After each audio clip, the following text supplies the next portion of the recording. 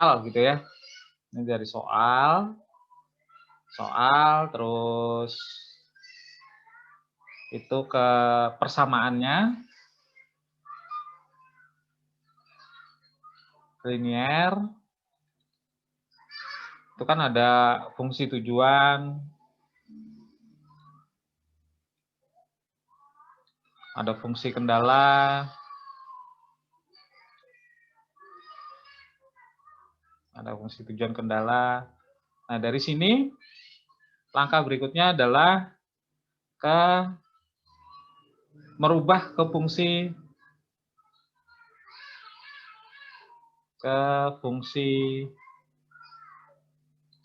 simplex. Kemudian tabel simplex.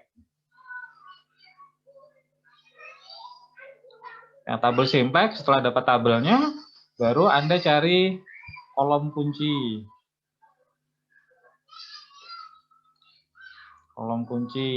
Kemudian baris kunci.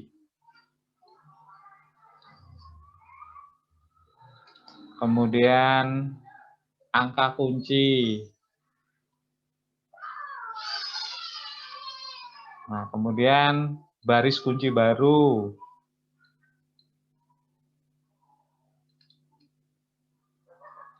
Kemudian baris lainnya. Nah, ini jika Z baris Z, jika baris Z masih negatif,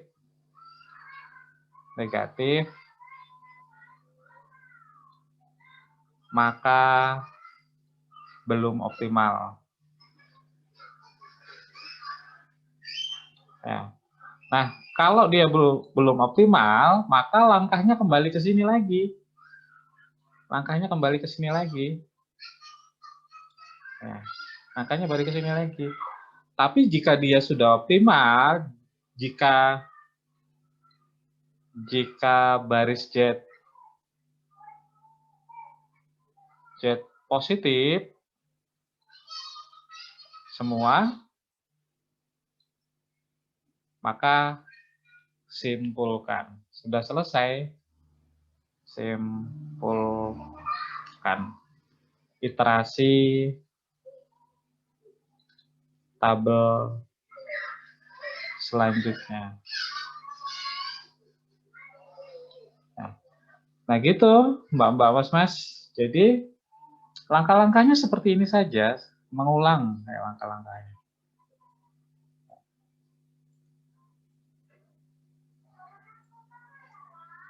Ya, jadi dari soal Anda buat fungsi linearnya. Setelah dapat fungsi linear, rubah fungsi linear tadi ke dalam persamaan simplex. Setelah dapat persamaan simplexnya, masukkan ke dalam tabel. Nah, setelah jadi tabelnya, carilah kolom kunci, cari baris kunci, cari angka kunci. Terus carilah baris kunci yang baru. Nah, kemudian baris yang lainnya selain baris kunci yang baru. Nah, kalau sudah terisi semua tabelnya, maka jika baris Z masih negatif, maka belum optimal. Maka kalau belum optimal, lanjut ke iterasi selanjutnya, iterasi tabel selanjutnya. Ya, iterasi tabel selanjutnya, itu langkahnya mana? Langkahnya mengulang lagi dari sini sampai terisi semua isi tabelnya. Ya. Kalau baris Z-nya sudah positif semua, itu sudah selesai, tinggal disimpulkan. Nah, ini adalah langkah-langkahnya. Ya. Jadi, mungkin saya pernah menyampaikan kepada Anda bahwa yang namanya proses pembelajaran itu salah satunya yang harus dipenuhi adalah pengulangan. Jadi kalau Anda mau memahami pelan-pelan, maka Anda harus mengulanginya. Tapi kalau tidak diulangi ya tidak paham, yang seperti ini. Oke ya, pelajaran apapun, ilmu apapun, memang butuh pengulangan untuk memahaminya. Ya, terutama masih teori-teori. Apa sih?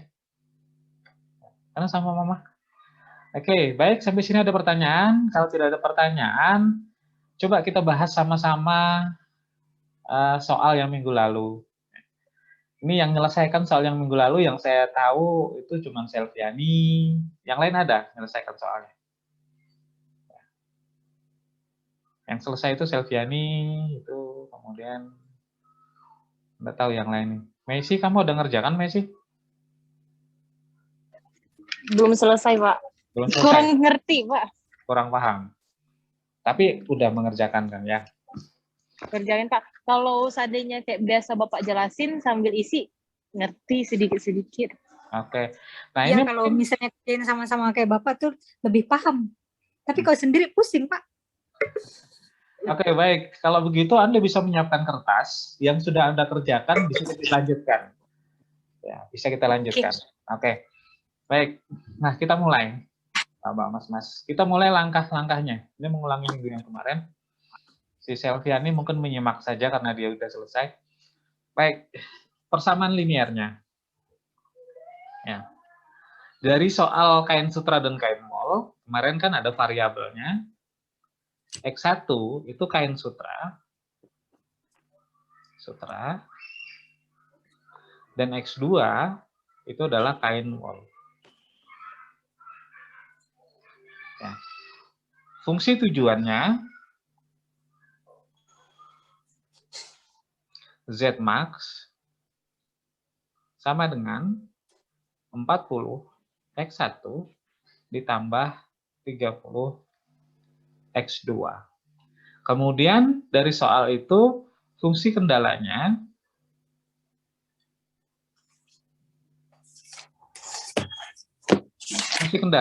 itu ada 3 ya. Yang pertama 2X1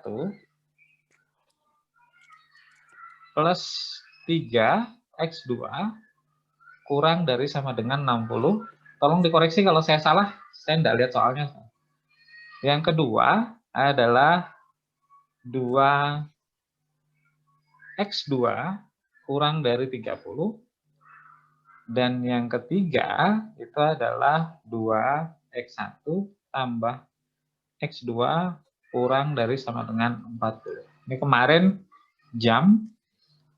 Ini jam. Oh, sorry. Kilogram. Kilogram,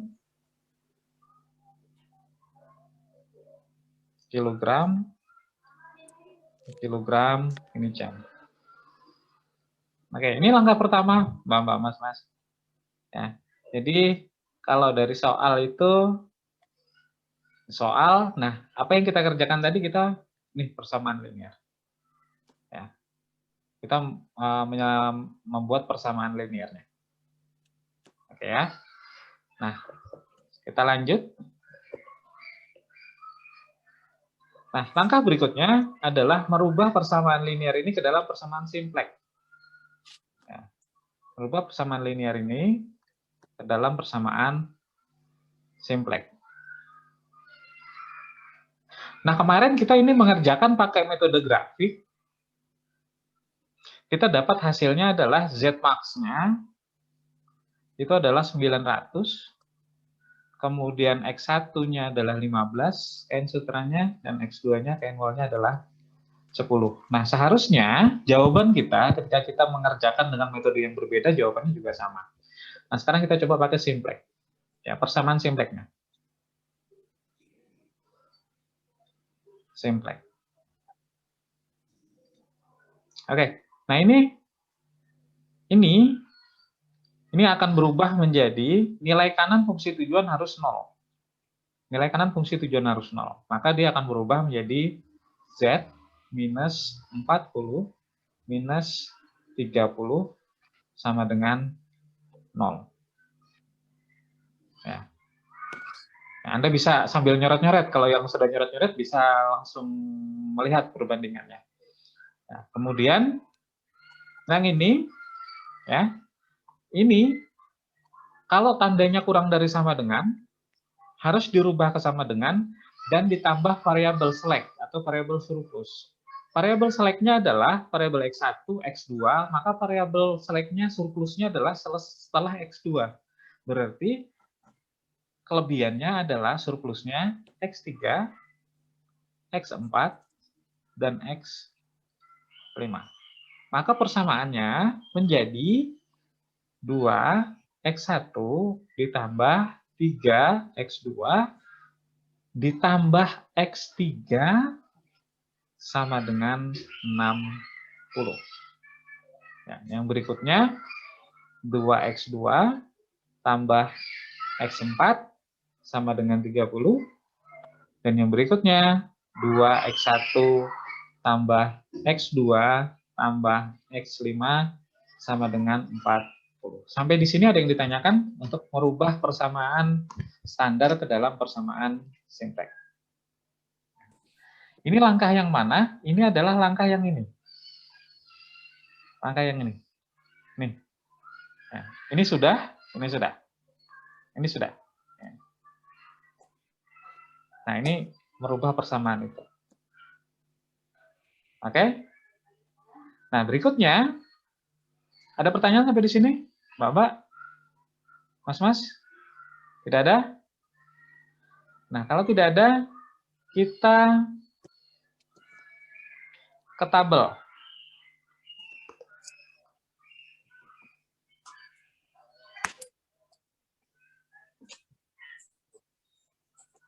Kita ke tabel.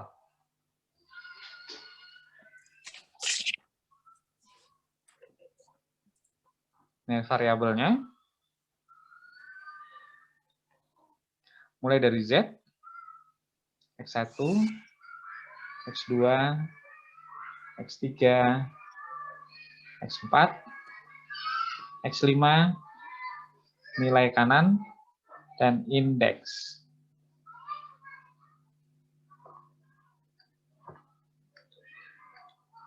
Oke.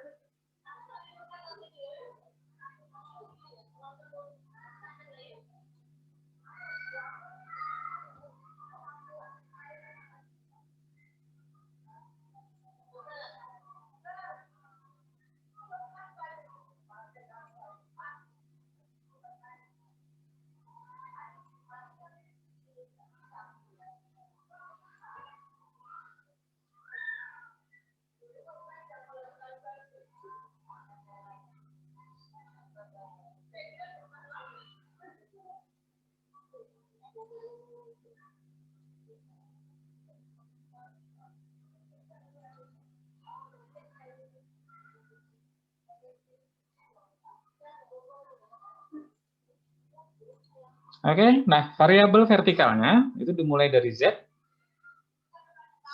kemudian variabel slack-nya. Ya, variabel slack-nya tadi adalah X3, X4, dan X5. Ya, sekarang kita masukkan. Z nilainya 1. Koefisien Z itu nilainya 1. X1 nilainya adalah minus 40. X2 minus 30. Nilainya X3, X4 kosong. Nilai kanannya juga 0. Ya. Nah, ini kita masukkan di situ. Ya, berikutnya ini kita masukkan. Z-nya tidak ada, berarti nilainya 0. Ya. X1-nya 2, X3-nya 3, X2-nya 3, kemudian 1, 0, 0, dan 6. Ntar saya lupa ini soalnya nih, takut salah. Ntar saya lihat soal dulu ya. Oke, betul. Soalnya. Tolong kalau saya salah tulis dikoreksi ya, jangan ragu-ragu mengoreksi. Oke, Nah, Pak. berikutnya 0, kemudian 0, kemudian 2, 0, 1, 0, dan 30. Kemudian 0, 2, 1, 0, 0, 1, dan 40. Oke. Mbak, Mas, ini adalah tabel simplex. Ya, tabel simplex. Oke, ini adalah tabel simplex. Nah, langkah berikutnya apa? Langkah berikutnya adalah kolom kunci. Kolom kunci. Oke. Kolom kunci adalah kolom dengan baris Z yang nilainya negatif, angkanya paling besar. Kolom pada kolom kunci, kolom itu yang vertikal itu kolom, yang horizontal itu baris. Baris Z yang nilainya negatif, angkanya paling besar. Ini 2 negatif di sini, angkanya paling besar adalah 40. Maka kolom kuncinya adalah yang X1. Ya, kolom kuncinya adalah yang X1. Nih. Ini adalah kolom kunci. Ya. Kolom kunci. Nih. Berikutnya adalah baris kunci. Berikutnya adalah baris kunci.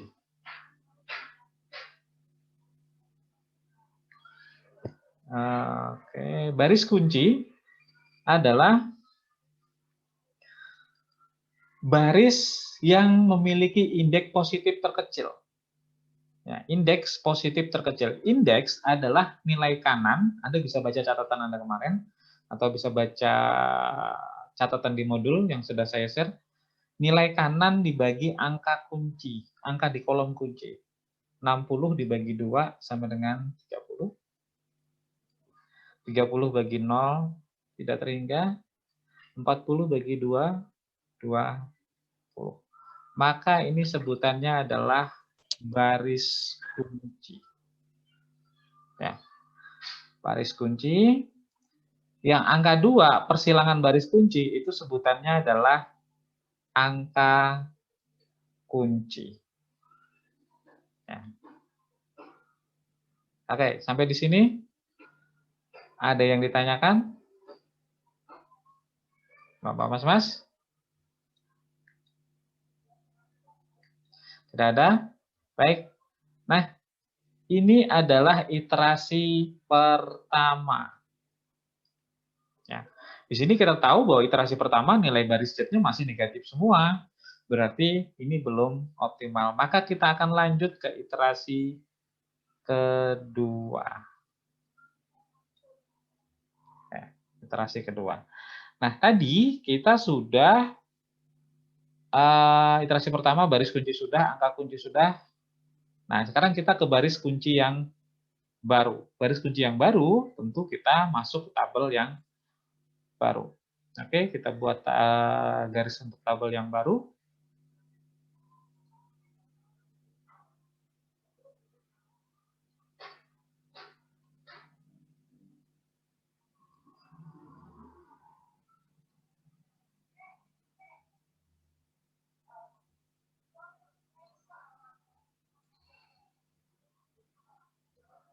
Oke.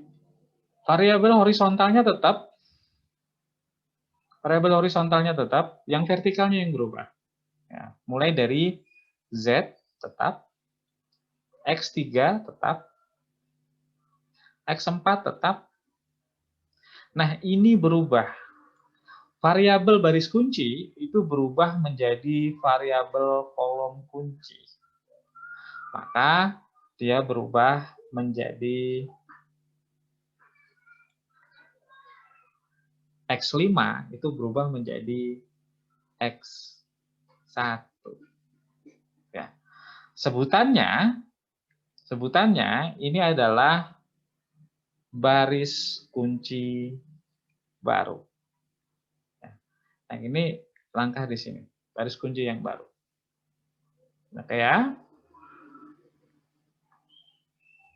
Nah, untuk mencari baris kunci yang baru, kalau nilai kolom Z ini tetap 1, 0, 0, 0. Untuk mencari baris kunci yang baru adalah baris lama ini dibagi angka kuncinya. Angka kuncinya 2. 2 dibagi 2, 1. 1 dibagi 2, 1/2. Anda boleh pakai kalkulator, kalau 1/2 berarti 0,5. 0, 0, 1/2, 40 dibagi 2, 20. Nah, ini sebutannya baris kunci yang baru. Nah, kemudian langkah berikutnya adalah mencari nilai selain baris kunci yang baru. Baris Z, X3, dan X4. Ya. Oke, sekarang kita cari nilai baris Z. Saya biasanya memakai tabel bantu.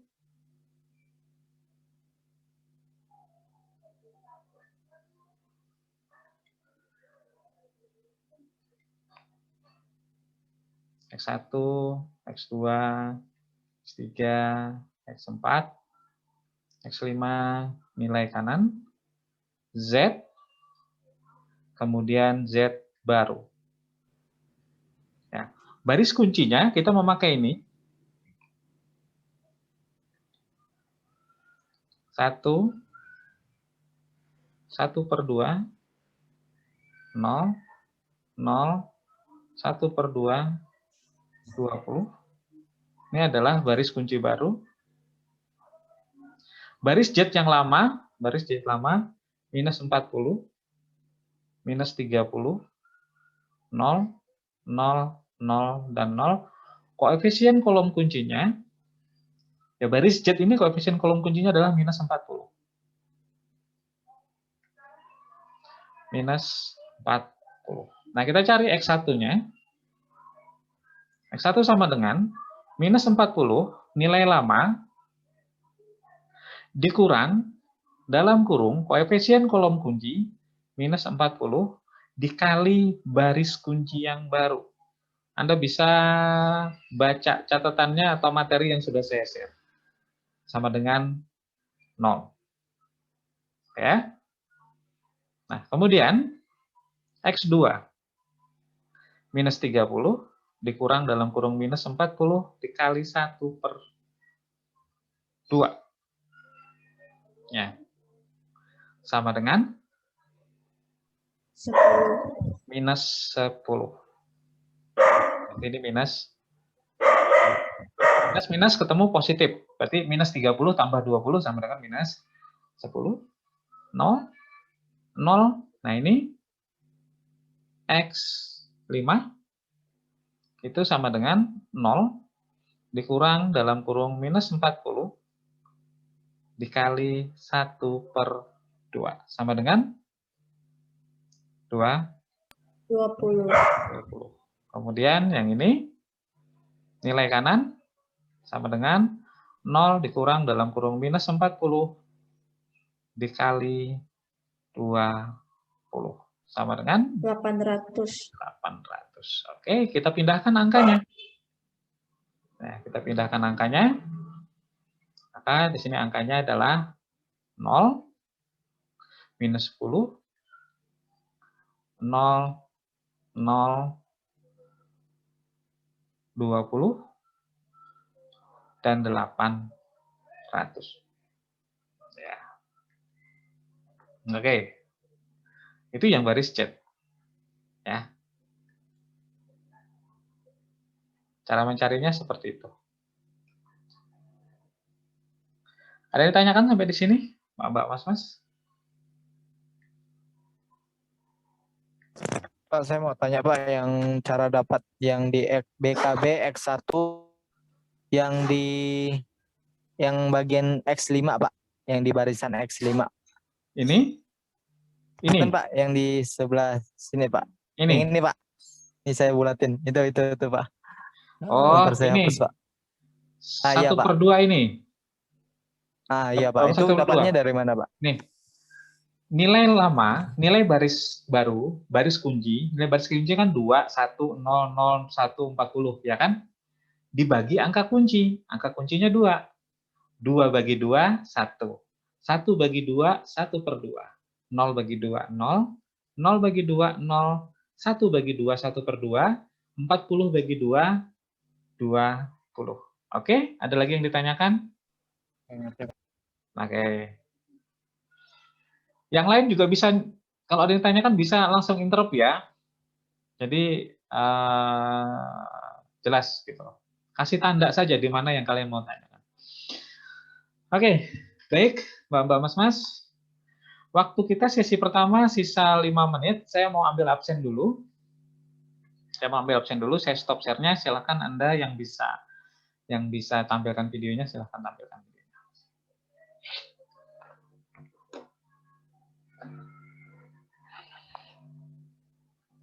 Allahu Akbar.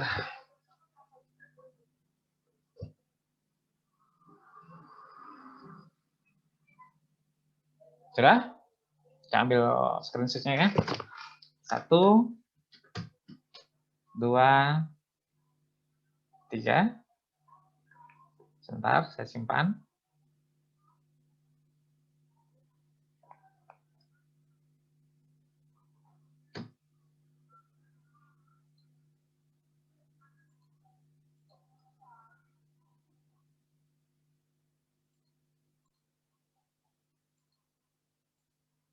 Cari lagi.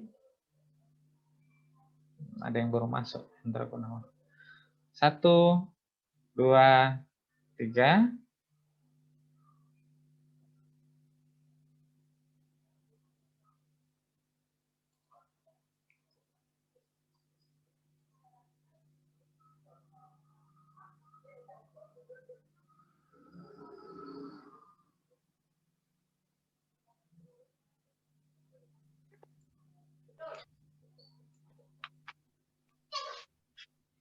Oke, Mbak-mbak, Mas-mas, sudah?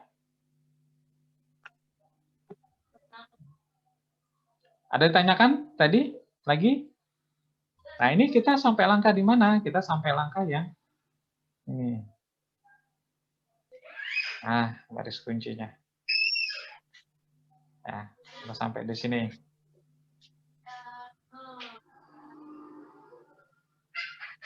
Oke. Pak, saya mau tanya Pak. Ya? Yang tadi Pak, yang X1 tuh Pak, yang di BKB tuh Pak. BKB X1? Nah itu kan X1-nya kan yang sebelumnya X5 kan berarti diganti X1 diambil dari yang di atas ya Pak ya? Ya, jadi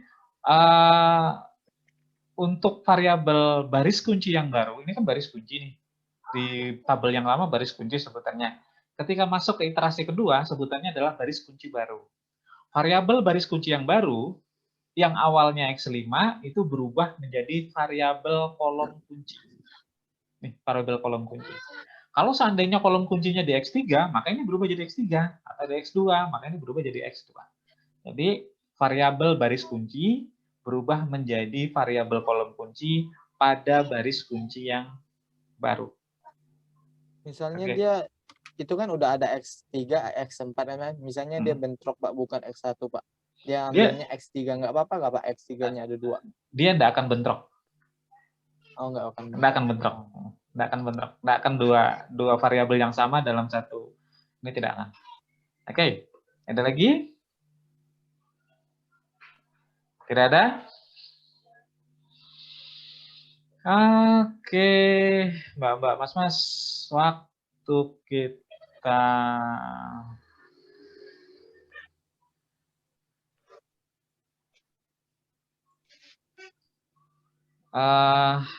kita sisa 2 menit. Baik, untuk sesi pertama saya akhiri dulu. Langsung login ke sesi kedua, kita lanjutkan sampai selesai.